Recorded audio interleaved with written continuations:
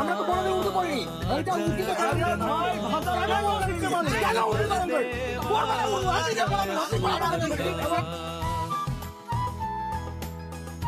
আজকে আমরা এখানে একত্র হয়েছি, আর এই ব্যানারের মধ্যে, যেহেতু ব্যানারের মধ্যে ভগবান জগন্নাথের ছবি রয়েছে, আমরা এই ব্যানারকে কোনোভাবে নষ্ট করলাম না।